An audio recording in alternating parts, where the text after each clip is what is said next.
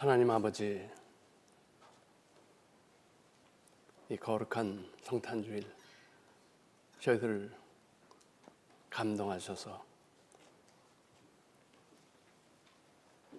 참 풍성한 성가대의 찬양을 올려드릴 수 있게 하신 것 너무나 감사합니다.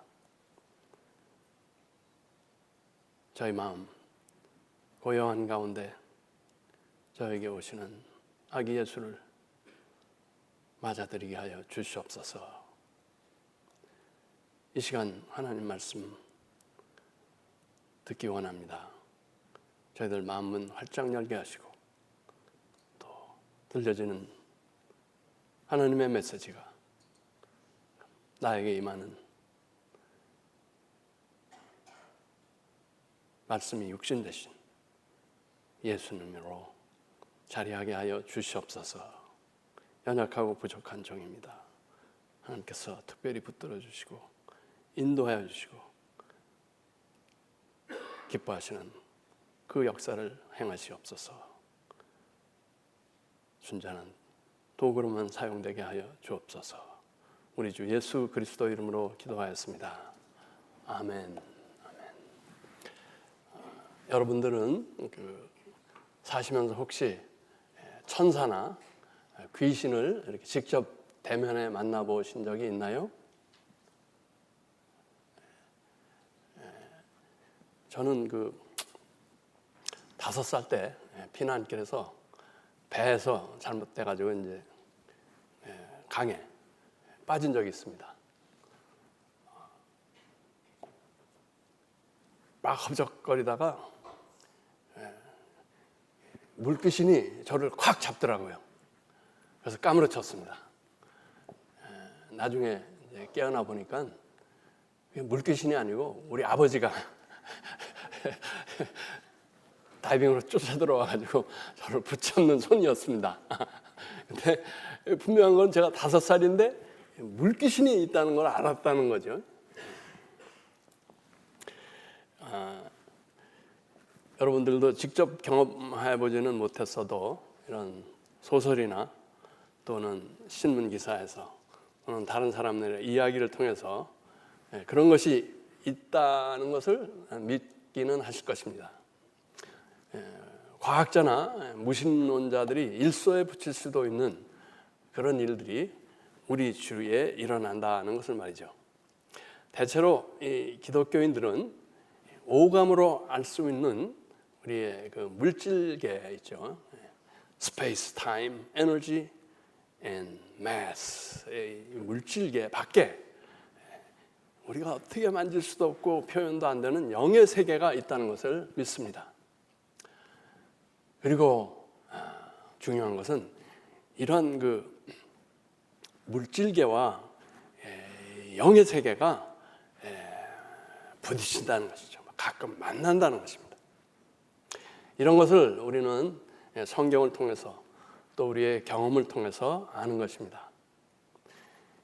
성경에서 그러한 우리가 이성적으로 논리적으로 설명할 수 없는 이런 영적인 것들을 다 빼버리자고 주장한 사람이 있었습니다.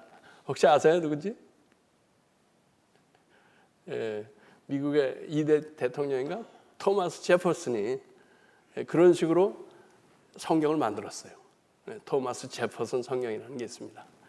그런 분이 있는가 하면은 또 어떤 신학자는 이 성경에서 이런 영계의 영적인 일에 관한 내용을 빼면 성경책의 두께가 지금의 그 두께보다 반 이하로 줄어들 것이다 라고 실제로 그것을 증명해 보인 사람도 있습니다.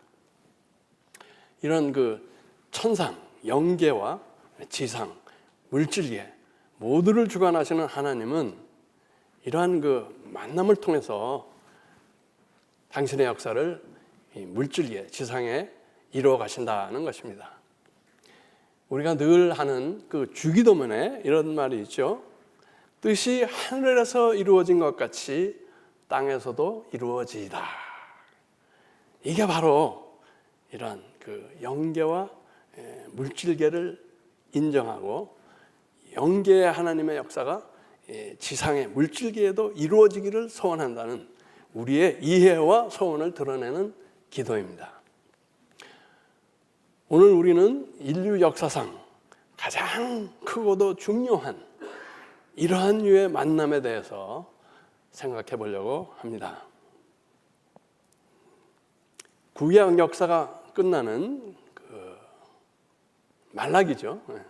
구약과 이제 신약의 역사가 시작되는 사복음서, 그 사이가 시간적으로 얼마 정도 되는지 아세요? 그게 한 400년의 기간입니다. 400년이 흘러가는데 그동안 하나님께서는 선지자도 하나 안 보내시고 침묵하시던 것 같이 보였습니다. 그런 하나님께서 드디어 인류 역사에 개입하시는 것입니다. 이 400년 동안 여러 가지 세상 제국의 흥망성쇠가 있었고, 이스라엘은 그 피지배국으로서 이 열방 제국의 압제와 고난의 어려운 시절을 보내면서 구원자, 다윗의 왕권을 이을 자, 메시아의 도래를 간구하던 그런 때였습니다. 이스라엘 나라 그 갈릴리 지방의 나사렛이라는 마을에 살던 마리아라는 약혼한 젊은 여자에게 하나님의 천사가 나타났다는 것입니다. 근데 사실 이 천사는 그 6개월 전에 부근 마을에 사는 마리아의 친척 엘리사벳이라는 여자에게 나타나서 그 여자가 앞으로 아들, 나중에 세례 요한이 되는 그 아들을 낳을 것이라고 예언한 뒤였습니다. 그래서 6개월이 지난 때에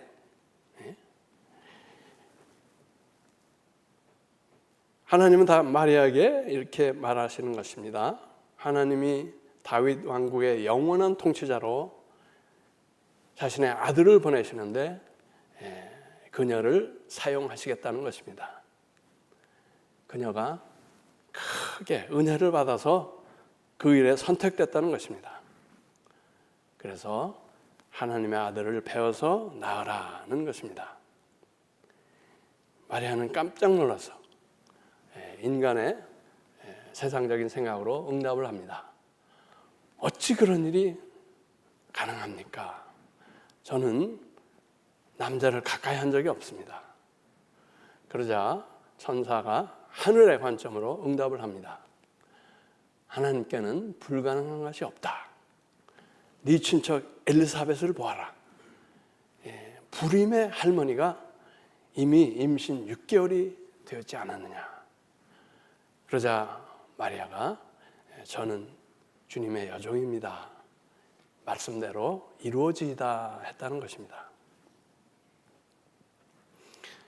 아담과 하와가 선악과를 따먹은 이후 이 하나님과의 관계가 깨어지고 타락과 파멸의 길을 가던 인류를 구원과 회복의 길로 돌이키시는 하나님의 구원 역사가 아주 길고 파란 많았던 이스라엘의 그러한 그 역사를 거친 뒤 이 팔레스타인 지방 도시의 어느 평범한 한 13살 정도 된 젊은 여자에게 결정적으로 임한 장면입니다.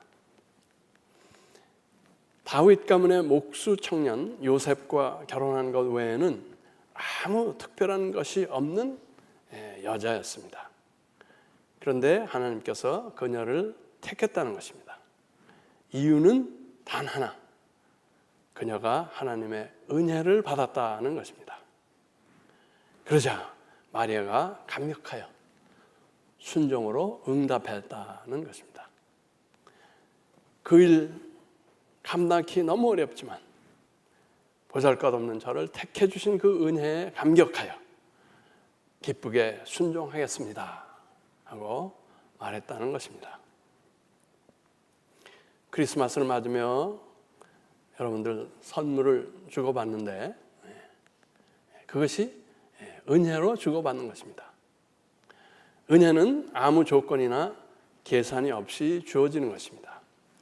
심지어는 받을 자격이 없는데도 주어지는 것입니다.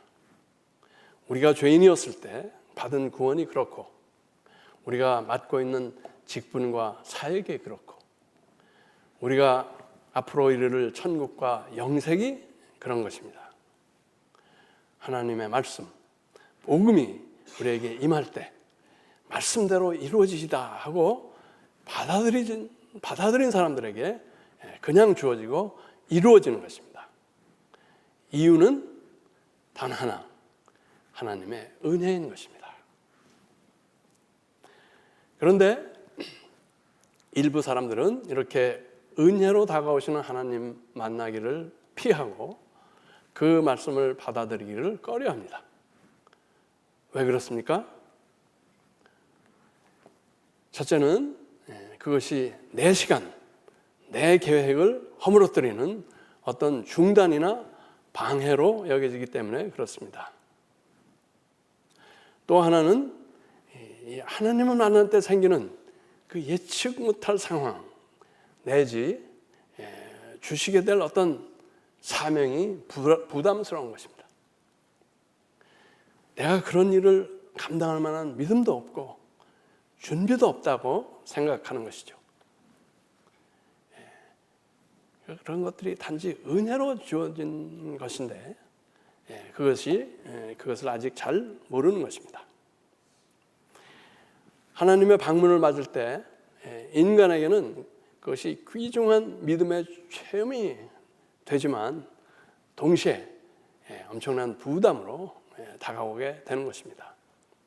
그렇지 않은 경우도 혹 있겠지만은 대개는 자기 부정이나 희생이 따르는 삶의 변화를 요구하시기 때문에 그렇습니다. 성경에서 어떤 일들을 맡기셨는지 한번 들어보시기 바랍니다. 내 살던 기반을 다 버리고 미지의 땅으로 떠나라. 네가 100세에 난 독자를 나에게 제물로 드려라. 노예로 잡혀있는 내 백성 100만 명을 구해와라.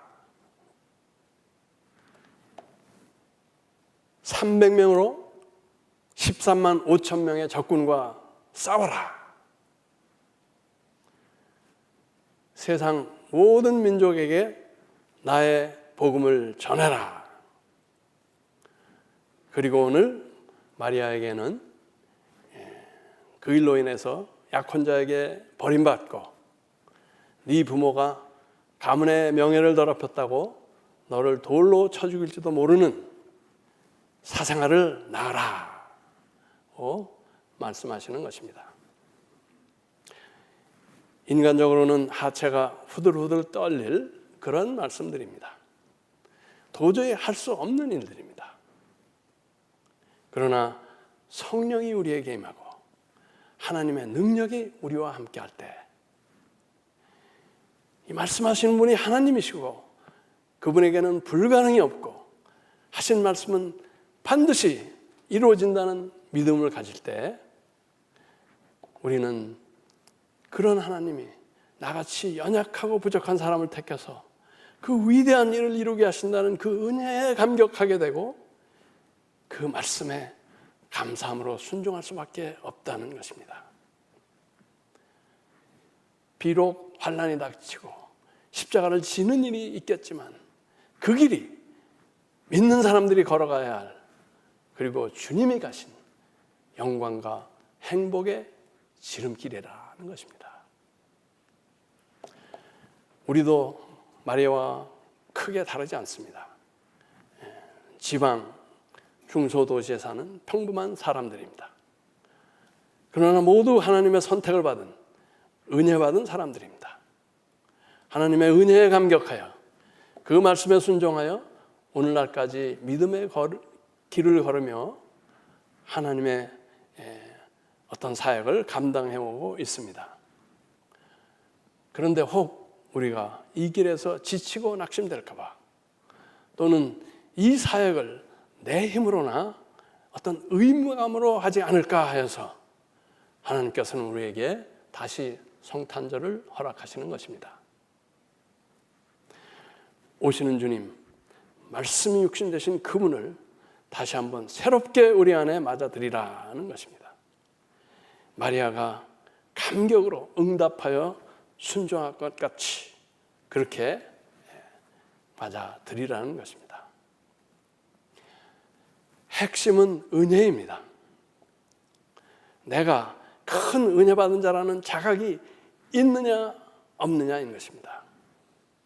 이 자각이 있을 때 우리는 감격으로, 감사함과 기쁨으로 하나님의 인류 구원 역사에 사용되는 거룩한 순종을 하게 되는 것입니다. 하나님께서는 이번 성탄절에도 죄인이 사함을 받고 병자가 나음을 얻고 가난한 자가 부하게 낮은 자는 높게 압박받는 자의 멍에가 깨어지는 그런 역사, 간단히 말해 평화가 우리 가운데 또 세계 모든 곳에 넘치게 하라고 우리에게 은혜로 찾아오시는 것입니다. 하나님, 저를 은혜로 택하여 구원하여 주시고 사용하여 주신 것 너무나 감사합니다. 하나님의 비천한 종입니다. 말씀대로 이루어지소서 하는 것이 우리의 자연스러운 반응일 것입니다. 이번 성탄절 우리에게 오시는 아기 예수를 겸손히 우리 가슴에 모시며 하나님의 은혜에 다시 한번 감격하는 우리 모두와 교회 되시기를 축원합니다. 기도하겠습니다. 베들레헴에 탄생하시는 거룩한 아기 예수님, 우리에게 나시옵소서. 우리의 모든 죄와 완악함을 몰아내시고 우리 안에 들어와 나시옵소서. 우리의 가정, 교회, 이 사회에 거듭거듭 나시옵소서. 우리를 살리시고 당신의 형상으로 회복시키시옵소서.